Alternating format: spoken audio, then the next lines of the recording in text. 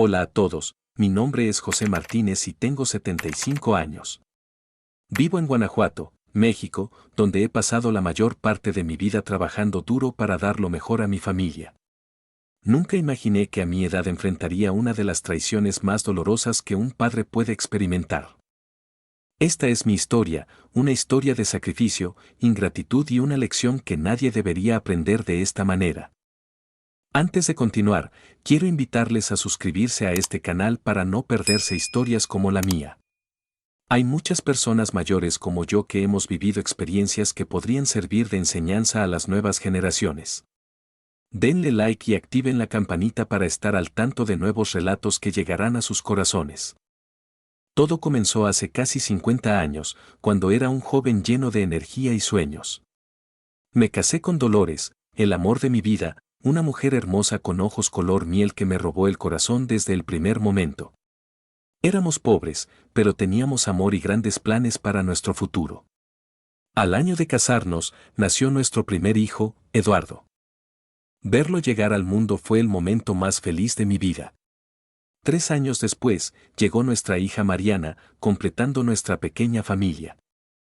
Trabajaba en una fábrica de muebles, donde pasé gran parte de mi juventud lijando, cortando y ensamblando. El dueño, don Roberto, era un hombre justo que valoraba el trabajo bien hecho. Mientras tanto, Dolores se encargaba de los niños y hacía trabajos de costura para ayudar con los gastos. No teníamos lujos, pero nunca faltó comida en nuestra mesa. A los 35 años, después de muchos sacrificios y ahorrando cada peso que podía, logré comprar un pequeño terreno en las afueras de la ciudad. Era mi sueño construir allí nuestra casa propia algún día. Dolores y yo solíamos ir los domingos, llevar a los niños y planear cómo sería cada rincón de nuestro hogar. La vida seguía su curso normal hasta que un día, don Roberto me llamó a su oficina. José, me dijo, me estoy haciendo viejo y mis hijos no tienen interés en continuar con el negocio. Eres el trabajador más dedicado que tengo y quiero ofrecerte ser mi socio. No podía creerlo. Yo, un simple obrero, tendría la oportunidad de ser copropietario de la fábrica donde había trabajado por tantos años. Acepté de inmediato, aunque significaba trabajar el doble. Aprendí sobre administración, ventas, contabilidad y todo lo necesario para manejar un negocio. Fueron años difíciles. Salía antes del amanecer y regresaba cuando mis hijos ya estaban dormidos. Dolores me apoyó incondicionalmente, aunque a veces se quejaba de mi ausencia. Es por nuestro futuro, le decía yo, por darles una mejor vida a Eduardo y Mariana. Y así fue. Con el tiempo, el negocio creció. Abrimos una segunda fábrica y luego una tercera. A los 50 años, ya era un hombre con cierta fortuna. Pude finalmente construir la casa que tanto habíamos soñado Dolores y yo. Enviamos a nuestros hijos a buenas escuelas y universidades. Eduardo estudió administración de empresas, pensando que algún día se haría cargo del negocio familiar. Mariana eligió medicina y se convirtió en una excelente doctora. Si están disfrutando mi historia hasta ahora, no olviden darle like y compartir este video. Sus comentarios me darían mucho ánimo para seguir compartiendo mi experiencia. Suscríbanse para escuchar cómo continúa esta historia que tiene muchos giros inesperados. Los años pasaron y llegaron los nietos. Primero los 2 hijos de Mariana, quien se casó con un buen hombre. Luego Eduardo tuvo un hijo con su esposa Raquel. Mi vida parecía completa, un negocio próspero, una familia unida, una casa hermosa donde recibíamos a todos los domingos para comer. Pero la felicidad nunca es eterna. Cuando cumplí 65 años, Dolores se enfermó de cáncer. Fueron 3 años de lucha constante, de hospitales, tratamientos y esperanza que se desvanecía poco a poco. Gasté una gran parte de mi fortuna intentando salvarla, buscando los mejores médicos, incluso viajando a Estados Unidos para tratamientos experimentales. Nada funcionó. Dolores, mi compañera de vida, la madre de mis hijos, me dejó un día de primavera, mientras sostenía su mano y le prometía que seguiría adelante por nuestros hijos y nietos. Su muerte me dejó devastado. Durante meses, apenas salía de casa. El negocio empezó a sufrir por mi ausencia. Eduardo, quien trabajaba conmigo desde hacía años, me sugirió que le dejara tomar más responsabilidades. Papá, estás cansado y triste. Yo puedo hacerme cargo mientras te recuperas, me dijo con lo que parecía genuina preocupación. Acepté. En ese momento, pensé que sería bueno para él practicar la administración del negocio que eventualmente heredaría. Además, yo necesitaba tiempo para procesar mi duelo. Lo que no sabía es que había cometido el error más grande de mi vida. Poco a poco, Eduardo comenzó a tomar decisiones sin consultarme. Cambió proveedores, despidió empleados leales, incluso vendió maquinaria que yo consideraba esencial. Cuando intenté intervenir, me enfrentó: papá, los tiempos han cambiado. Tus métodos son anticuados. Confía en mí. Y yo, cegado por el amor de padre, confié. Fue mi segundo gran error. Un día, al revisar los estados financieros, algo que había descuidado durante mi periodo de duelo, descubrí irregularidades alarmantes. Grandes sumas de dinero habían sido transferidas a cuentas desconocidas. Confronté a Eduardo, quien primero negó todo, luego intentó justificarse diciendo que eran inversiones estratégicas y finalmente, cuando presenté pruebas irrefutables, explotó en ira. ¿Acaso no merezco nada después de todos estos años trabajando contigo?, gritó. He sacrificado mi juventud por este negocio mientras tú te llevabas todo el crédito y las ganancias. Sus palabras me dejaron paralizado. ¿Era así como mi hijo veía nuestro trabajo juntos? ¿Como una explotación? Intenté explicarle que todo lo que había hecho era para asegurar su futuro, el de su hermana, sus hijos, pero no quiso escuchar. En los meses siguientes, la situación empeoró. Eduardo manipuló documentos, convenció a socios comerciales y empleados de que yo estaba senil y no era capaz de tomar decisiones. Incluso falsificó mi firma en varios documentos. Cuando lo descubrí e intenté tomar acciones legales, me encontré atado de manos. Eduardo había sido muy astuto cubriendo sus huellas. A mis 72 años, me vi obligado a vender mi parte del negocio a un precio muy por debajo de su valor real. Eduardo había maniobrado tan bien que era la única opción para evitar la bancarrota total. El día que firmé los papeles de venta, mi hijo ni siquiera me miró a los ojos. Si este relato está tocando su corazón, les agradecería muchísimo que dejaran su comentario compartiendo su opinión. Su apoyo significa mucho para mí. No olviden suscribirse y activar las notificaciones para conocer el desenlace de esta historia que aún tiene revelaciones importantes. Después de perder el negocio, me quedé viviendo en la casa grande que había construido con Dolores. Eduardo se había mudado a una mansión en la zona más exclusiva de la ciudad con el dinero que había obtenido ilegalmente. Mariana vivía en otra ciudad donde trabajaba en un hospital prestigioso. Nos veíamos poco, aunque hablábamos por teléfono regularmente. La soledad comenzó a pesarme. La casa estaba llena de recuerdos de Dolores, de nuestros hijos cuando eran pequeños, de tiempos mejores. Decidí hacer algo útil con mi tiempo y comencé a ayudar en un comedor comunitario para personas sin hogar. Allí conocí a mucha gente con historias tristes, personas que habían perdido todo: trabajos, familias, dignidad. Ayudarlos me dio un nuevo propósito. Un año después de vender el negocio, recibí una llamada del abogado de don Roberto, quien había fallecido hacía algunos años.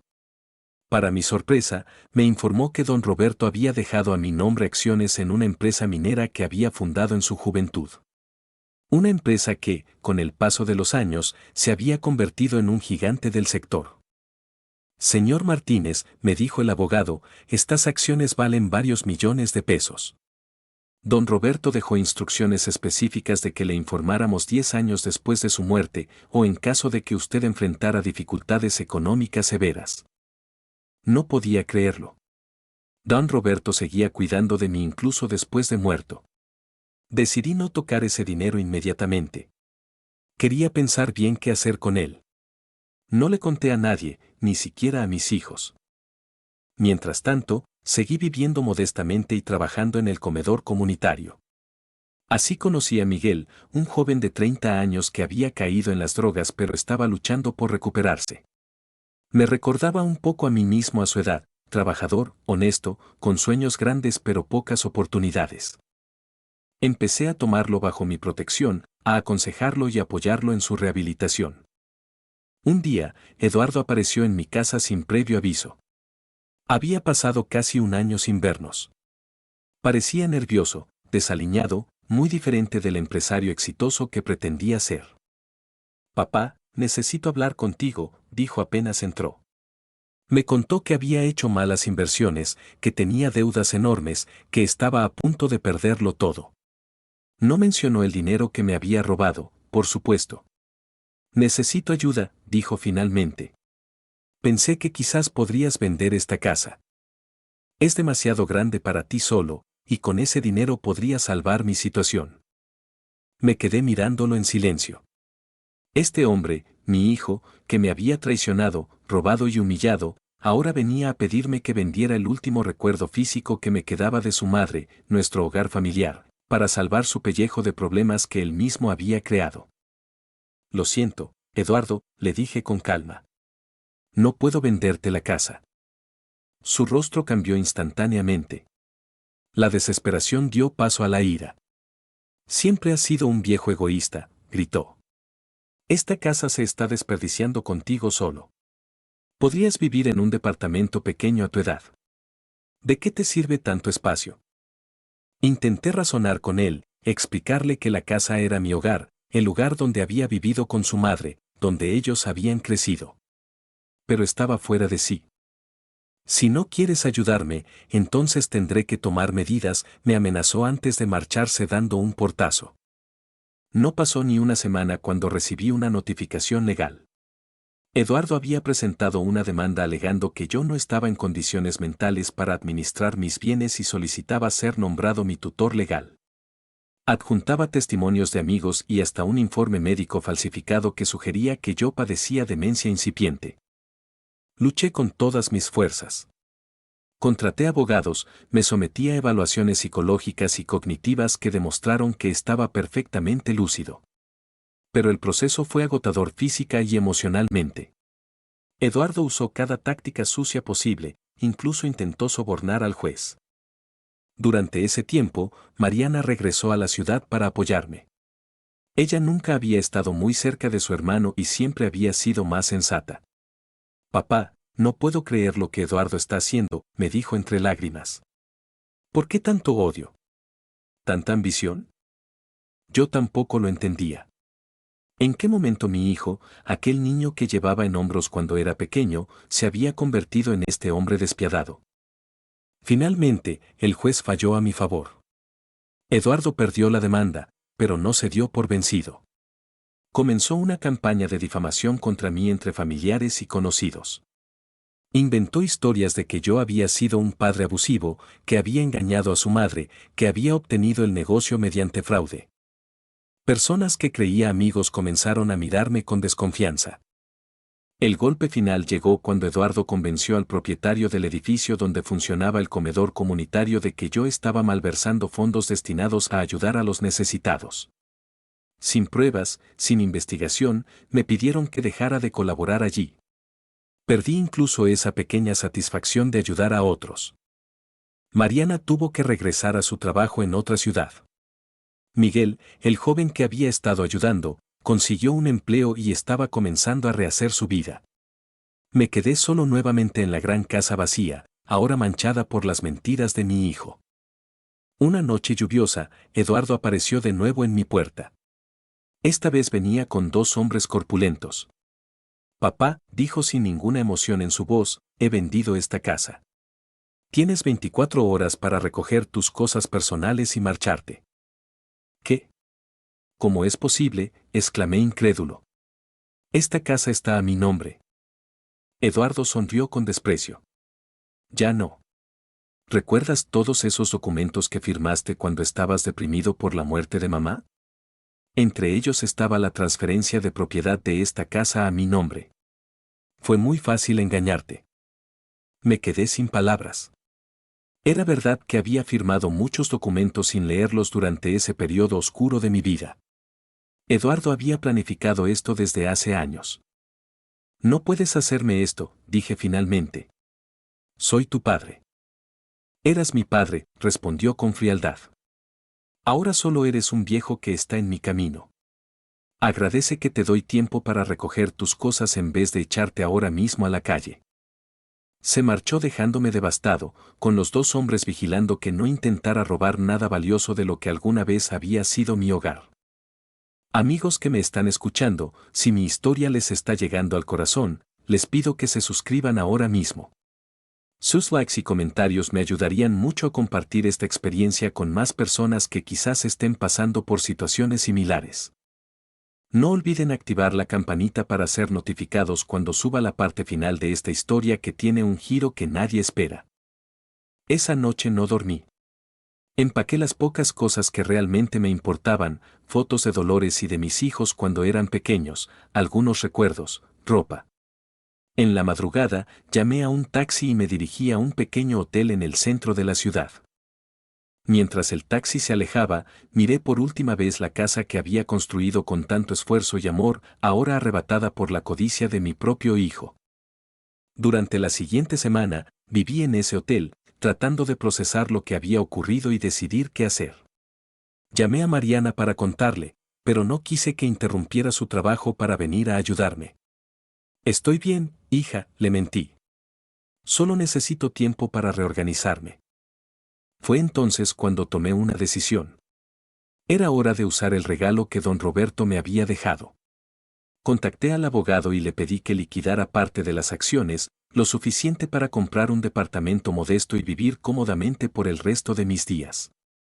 Señor Martínez, me dijo el abogado después de hacer algunos cálculos, le recomendaría vender solo una pequeña fracción. El valor de estas acciones ha aumentado considerablemente en los últimos meses debido a un nuevo descubrimiento mineral en las tierras de la compañía. Me explicó cifras que me dejaron atónito. Don Roberto no me había dejado simplemente una suma considerable, me había dejado una verdadera fortuna. Podría comprar 10 casas como la que Eduardo me había quitado y seguiría teniendo dinero para varias vidas. Por un momento, sentí la tentación de la venganza. Podría usar ese dinero para destruir a Eduardo legalmente, para recuperar el negocio que me había robado, para exponerlo públicamente como el traidor que era. Pero, ¿qué ganaría con eso? ¿Más amargura? ¿Más dolor? Decidí tomar un camino diferente. Compré un departamento sencillo pero confortable en un barrio tranquilo. Contacté con Miguel, quien había conseguido mantenerse sobrio y trabajaba arduamente por un salario mínimo, y le ofrecí financiar la pequeña cafetería que siempre había soñado abrir. Su gratitud y entusiasmo me recordaron la alegría de ayudar a otros, de ver crecer algo nuevo. No le conté a nadie sobre mi fortuna, ni siquiera a Mariana. Quería ver quién estaba realmente a mi lado por amor, no por interés. Durante los siguientes meses, Miguel y yo trabajamos en la cafetería. La llamamos Dolores, en honor a mi esposa. Se convirtió en un lugar acogedor donde ofrecíamos no solo buen café y comida, sino también oportunidades de trabajo para personas que, como Miguel tiempo atrás, necesitaban una segunda oportunidad en la vida. La cafetería prosperó rápidamente. Miguel resultó ser un administrador nato y yo disfrutaba ayudando en lo que podía, compartiendo historias con los clientes habituales, creando una pequeña comunidad. Un día, mientras estaba sirviendo café, vi entrar a Eduardo. Se veía demacrado, cansado, muy diferente del hombre arrogante que me había echado de mi casa meses atrás. Se quedó paralizado al verme. Por un momento, pensé que daría media vuelta y se marcharía, pero en vez de eso, avanzó lentamente hacia mí. Papá, dijo en voz baja, casi un susurro. No sabía que trabajabas aquí. No trabajo aquí, respondí con calma. Soy el dueño, junto con mi socio Miguel. Eduardo me miró confundido. Pero, ¿cómo? ¿Con qué dinero? No le di explicaciones. En vez de eso, le pregunté, ¿qué te trae por aquí, Eduardo? Su rostro se descompuso. Con voz entrecortada, me contó que había perdido todo. Las deudas que tenía cuando me pidió vender la casa se habían multiplicado. Los préstamos que había pedido con garantías falsas habían vencido. Había intentado jugárselo todo en inversiones de alto riesgo y había fracasado. Los compradores de la casa que me había arrebatado descubrieron irregularidades en la transacción y habían revertido la venta. Estaba en la ruina y, para colmo, Raquel lo había abandonado llevándose a su hijo. No tengo a dónde ir, concluyó. Pensé en buscar trabajo aquí, no sabía que era tu negocio. Lo observé detenidamente. ¿Era sincero su arrepentimiento o simplemente estaba desesperado? ¿Merecía una segunda oportunidad después de todo el daño que había causado? Hay un cuarto pequeño en la parte de atrás, le dije finalmente. Puedes quedarte allí temporalmente. Y si quieres trabajo, Miguel necesita ayuda con los inventarios. Eduardo me miró incrédulo. ¿Me estás ayudando? ¿Después de todo lo que te hice? No lo hago por ti, respondí honestamente. Lo hago por mí, por el hombre que quiero ser, por los valores que tu madre y yo intentamos inculcarte. Algún día entenderás que la vida no se trata de acumular riquezas o poder, sino de las personas que amas y que te aman de verdad. Las siguientes semanas fueron difíciles. Eduardo tuvo que ganarse la confianza de Miguel y los demás empleados. Tuvo que aprender a realizar trabajos simples que nunca había hecho. Vivía austeramente en aquel cuarto pequeño, muy lejos del lujo al que estaba acostumbrado. Una noche, después de cerrar la cafetería, Eduardo se acercó a mí. Papá, dijo con lágrimas en los ojos, no merezco tu perdón. Lo que te hice fue imperdonable. Estaba cegado por la ambición, por el resentimiento. Sentía que nunca sería tan bueno como tú, que nunca tendría tu respeto. En vez de ganármelo, decidí tomarlo todo por la fuerza. Lo escuché sin interrumpir. Era la primera vez en años que veía sinceridad en sus ojos. No espero que me perdones, continuó. Solo quiero que sepas que estoy verdaderamente arrepentido y que, si me das la oportunidad, pasaré el resto de mi vida intentando reparar al menos una fracción del daño que causé. No le respondí de inmediato. El perdón no es algo que se regala a la ligera, especialmente cuando las heridas son tan profundas. Pero ver a mi hijo, mi primogénito, humillado, arrepentido, buscando redención, movió algo dentro de mí.